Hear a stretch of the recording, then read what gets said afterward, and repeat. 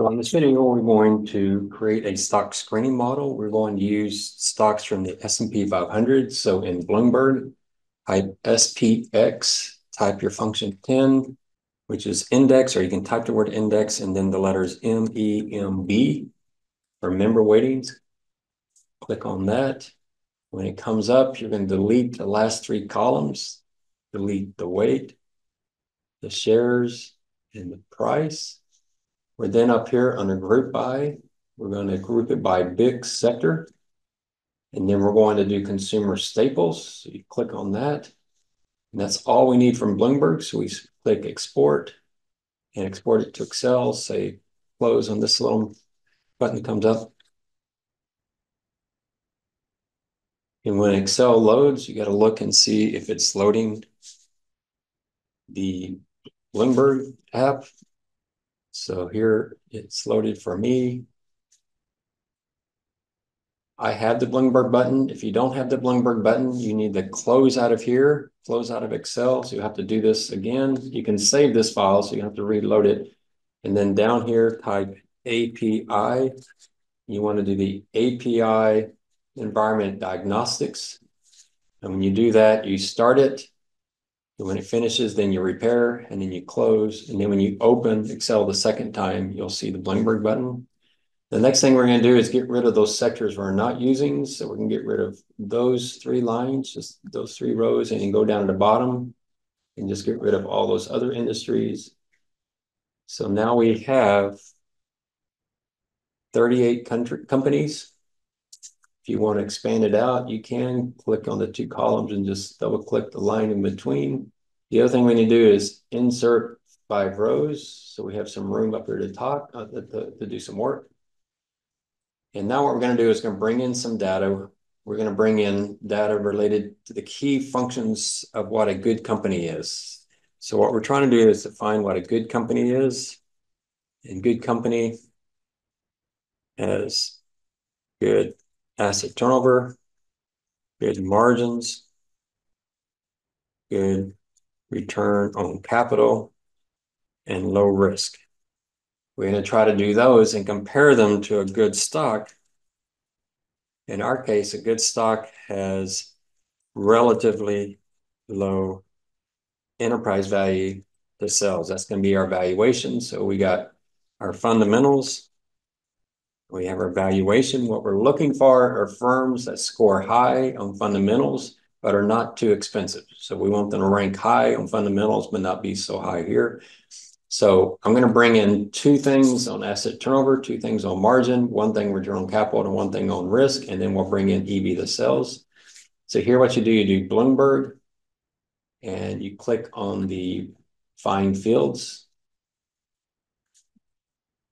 And it may look a little different because we have different versions of Bloomberg in here. Sometimes they come up in the middle, but you go to the field. And the first thing we're going to type is 3-year sales growth. And we want this one here, sales 3-year average growth. Then we want asset turnover. It's just asset turnover. Then on our margins, we want gross margin, which is real important for consumer staples, gross margin. And then we want to do EBITDA margin. On this one, you got to be careful. We want the one that says trailing 12 month, that second one. It's just EBITDA underscore margin.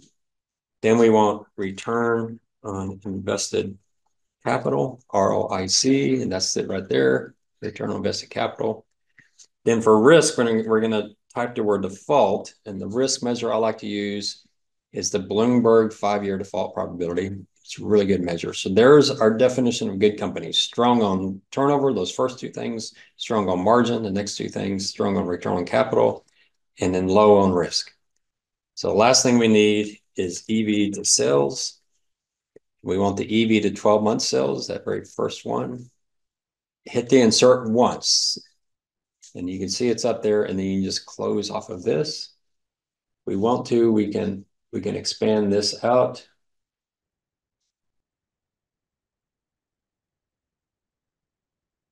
And now we're going to use a Bloomberg function. The Bloomberg function is equal BDP, open parentheses, go get the ticker, but you need it to lock in on A, so you can get your function 4 key until you get $A. And in comma, we want to bring in the 3-year growth in sales. So you want to hit your function twice, so it locks in that 6. So you do that, bring it over. We can change, hit your home key, go home and hit the comma. You can copy that across. And then you can copy it down. And it looks pretty good. We don't have any NAs. I'm not going to show you in this course how to handle the NAs, but if you have NAs, you either have to bring in a different account, or if like Clorox had an NA, you'd have to delete that company. One of those two things you have to do. Right. The next thing we're going to do is our ranking. And so what I'm going to do, I'm going to hit the equal sign and go over and get that first account we set up. And I'm going to copy those across. So it's the exact same columns. The reason I'm doing that is we're going to do our ranking, but we might want to go back and change one of these, like use operating margin instead of EBITDA margin. If we do that, it will automatically improve or correct our title. So now we're going to do ranking. For ranking, so I'll put the formulas up there. So here's the formula we use for, oops. Here's the formula we use for to get the Bloomberg data in. I'll give you the ranking formula. So it's equal rank. We're going to go get the first company, Coca-Cola, and compare it to all the other companies in that group. So you do Control Shift down, then you hit your F4 twice. So you lock in that range and then hit enter. So you can see that Coca-Cola is the 6th highest when it comes to revenue growth, which is pretty strong, 11%. You would think that wouldn't be true for a company, an old world company like Coca-Cola, when everybody stopped drinking diet sodas, but still pretty good growth. They have been buying other companies, so that's part of it. We can copy that down. We can then copy that across. And all of them work really, really well with one exception. It's the default probability. The default probability, we want lower to be higher ranked. So the lowest score is the best, the highest score is the worst. So Coca-Cola is actually very low risk, but they're showing them one of the worst. So what we're going to do in the rank function, we're going to do comma 1 and copy that down. You can see they're not actually one of the worst, they're actually one of the best. So here, this function, this formula, you can see that. And the only exception is when you have a number where lower is better, you have to use the comma 1 on the rank. Now, some people get confused on EV to sales. Don't you want that to be comma 1? But no, we want the most expensive company to be number 1. We want the lowest risk company to be number 1. We want the highest sale growth to be number 1. Because we're going to take our ranks where higher is better and see if that's consistent with the market's rank. To what we consider a good company, is that an expensive company? What we consider to be a bad company, is that a cheap company? So that's the reason we're doing it like that. The next thing we're going to do is we are going to, in column R, we're going to skip a column. We are going to do a weighted rank. So what we're going to do is we're going to weight Coca-Cola. We could just do an average. We could just say equal average and do their rank. And the average would be 12.5. But we may want to change the weights. An average just gives them all equal weight. So what we're going to do is start off with an equal weight. We have 6 factors. So we'll take 1 divided by 6. We'll change that to a percent. You can stretch that over only through the default risk, because we don't need that. We're not trying to predict EV to sales with EV to sales. We're trying to predict EV to sales with these 6 factors. So you don't need there. What we need to do, get the total. We got to make sure you do equal sum, make sure that these 17% add up to 100%, and they do. And so when we do the rank, we're going to use the function equal sum product. We go get these 17%, Control Shift to the right, hit your function 4, because you want to lock in both the column and the rows. And then you're going to do Coca-Cola. Here you don't lock it in because we're going to be copying this down. So you can see on average, Coca-Cola was 12.5 is their rank. We're going to stretch this down to all the other companies. Now, the problem with this is right there, that's the best company at 7.71, but it's hard to tell. You'd have to look through each of them. So what we're going to do is we're going to re-rank them. And we're going to do, so I'll put the formula up there so you can see it just in case.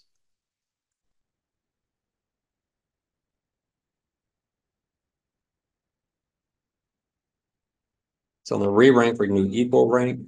We'll do Coca-Cola again versus the whole group. Hit your F4. Here we're going to do comma 1. So you can see that while their average rank was 12.5%, they're actually the fifth best. So they're actually a pretty strong company. If you go down, you see the number one company here is Monster, which is pretty common. So here we have our fundamental rate rankings.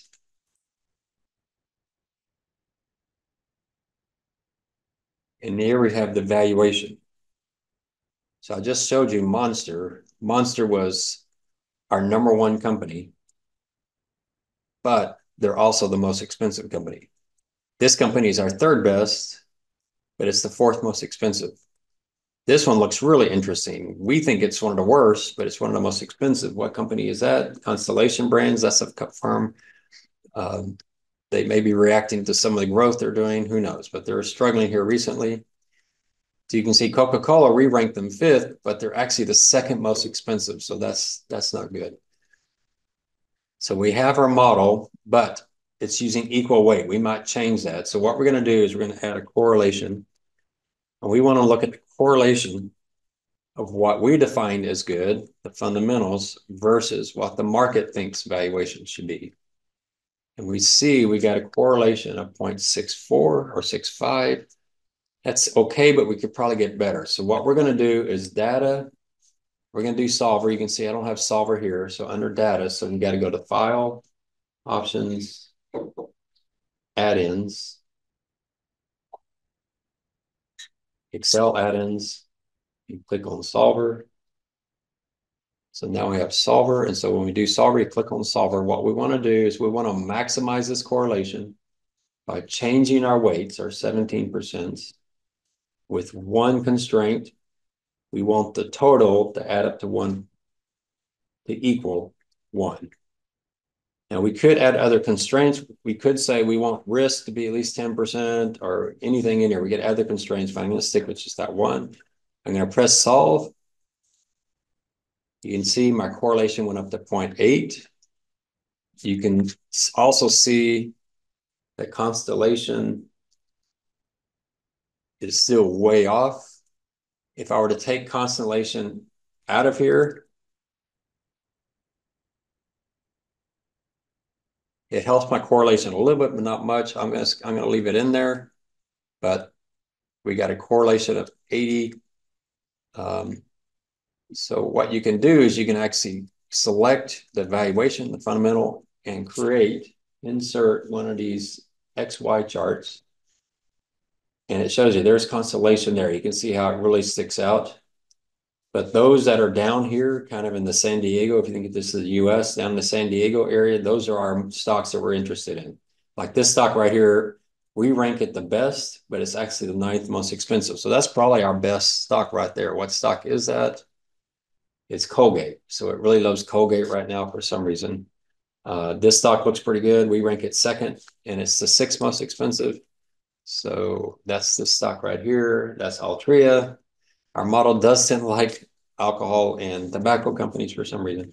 But that gives us our model. If we kicked out some of these outliers, especially Constellation, it would help our model, but that's what our model is. So that gives us our valuation. We want to be down here. That's because we have valuation first, then fundamentals. Sometimes you'll see me do it where I do fundamentals first, then valuation. Then you want to be in Seattle is better, and you want to avoid the Everglades. But the way we have it with valuation first, then fundamentals, you want to be in San Diego. You don't want to be in Seattle. And as you go up toward Maine, they're okay, but they're well valued. Like this stock, We ranked it 21st, but it's the 23rd. So it's slightly good. This one looks pretty good. We ranked it 16 versus 27. But we'll probably stick up here. So we have a model. If you want to do a buy list, I didn't do this in the class, but what we could say on the buy list is we want to see the difference from valuation, and we want to know the rank. So we might say, hey, we want stocks that the difference from the valuation rank is at least 3. And we want the ranks. Let's see, we've got almost 40 companies. Let's say we want to be in the top 10. So here's our buy list. I don't say we're going to actually buy them, but it's a short list we can go do more research on. I'm going to move our chart to a new page.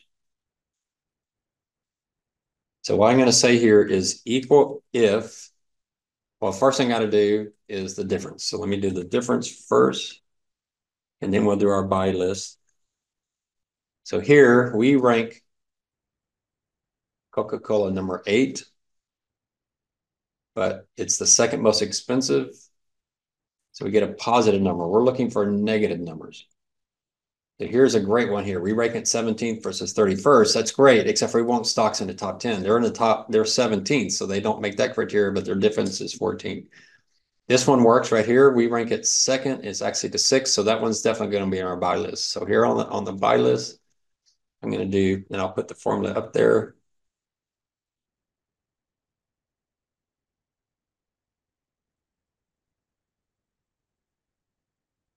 So I'm going to do equal if the difference is less than or equal to -3, and lock that in with the F4, comma, if the rank is less than or equal to 8, comma, we'll put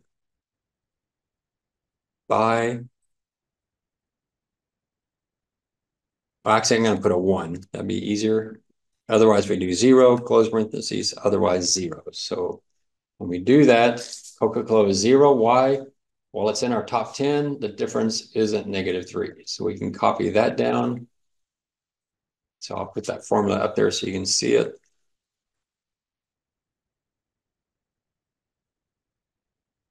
So we can add up our buy list. We can see we have 4 companies in our buy list. I can put a freeze frame in here so we can see a little bit better. So you can now see our buy list. So we've got Altria on our buy list, Colgate, Hershey's. They've been on our buy list. Colgate and Hershey have both been on our buy list in the past. And then Pepsi. Pepsi has been on our buy list before. They tend to rank pretty well. You can look at Pepsi.